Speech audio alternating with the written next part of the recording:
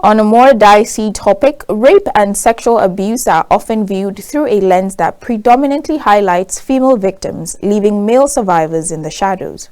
A 2005 study by the United States Centers for Disease Control found that 16% of males are sexually abused by age 18, raising critical questions about societal perceptions. In Nigeria, the situation is alarming, which is why we're focusing on the issue in today's special report by KAFTAN correspondent Zainab Akogun. According to a 2014 report by the United Nations Population Fund, an estimated 1 in 4 boys in Nigeria has experienced sexual violence before the age of 18. However, due to the low reporting rates and the stigma surrounding male rape, the true number of male victims is likely significantly higher. In a related study conducted by the National Population Commission in partnership with the United Nations Children's Fund, in 2016, it was found that 1 in 6 boys in Nigeria had faced sexual violence before turning 18, with most perpetrators being family members or acquaintances. Despite the prevalence of these incidents, discussions often focus predominantly on female victims, neglecting the reality that males can also be sexually abused. Today, we bring you the untold stories of survivors in Nigeria, highlighting this urgent issue. A young man who requested anonymity shared his experience, emphasizing the critical need for greater awareness of male rape victims. It happened when I was primary 2 or primary 3. I had no understanding of the fact that my canal, I was being molested, but I just saw that something was happening. But as I grew, I eventually understood what happened to me. Years back, a young boy who just wanted to go and ease himself in the school restroom.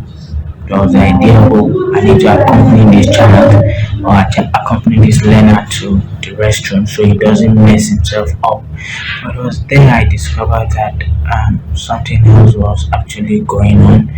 Yes, my genital was being played with, and it was quite a nasty experience. Rape, in the case of men, has not been gaining so much publicity or so much traction as it should when you compare it with the opposite gender. Psychologists have also provided insight into the stigma and trauma that male survivors endure, shedding light on the unique challenges they face. They may experience depression, which is an extreme feeling of sadness, loss of interest in activities, low energy, which can be persistent and last for a long period of time. They could also struggle with anxiety, which is like a persistent fear. They are constantly having irrational fear of something. There could be PTSD also, which is post-traumatic stress disorder, which comes after experiencing a traumatic event where you keep having flashbacks, nightmares, anxiety symptoms.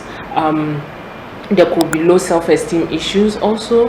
There could be issues with self-confidence, and it could also manifest in the person's dealings with relationships. An advocate for male victims, Halima Ayeni, offered her perspective on the importance of acknowledging these experiences and providing necessary support.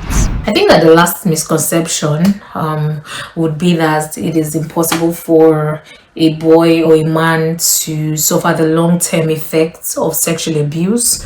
A good number of boys and men who continue to suffer from the effects of the sexual abuse that they suffered from as a child. So compared to women and girls, we don't really have many initiatives that provides specialized support to boys and men, but I believe that this is definitely a work in progress, and in the nearest future we would be able to record more initiatives that are doing the work to ensure that boys and men also get equal access to help and support for their trauma. Another anonymous victim recounted his story, revealing the profound impact of his experience.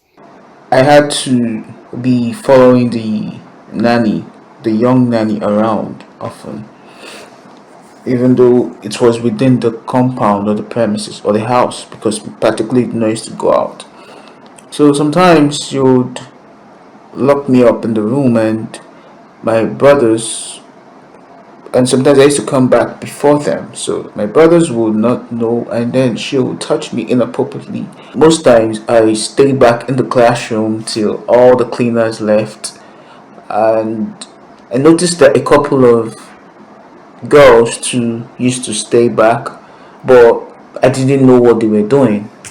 Most of them were way older, like seniors. Let's put it that way, senior students. So all of a sudden, one of those days, closed the door, and they were facing the backboard and kind of started undressing and dancing. The hugest had already brought her bosoms close to my face, while the other two were onto my stuff, and they had thrown away my books and were like, "What are you always writing? What is going on?" And the door was closed, and it was quite quick. And I think the biggest actually stuffed her female organ into mine for a very short period of time. A psychologist discussed the psychological effects that male survivors endure, further illustrating the need for targeted support. People need to understand that although there are more reportage in terms of female sexual violence, doesn't mean that male rape doesn't happen. There is a lot of cases that go underreported. So we need awareness, we need education. So the same way we talk about the different types of sexual violence meted towards women, we need to do that about men too. As society struggles with the realities of sexual violence, it is essential to recognize that male victims, like their female counterparts, require support, empathy, and justice. Zainab Akogun, reporting for KAFTAN TV.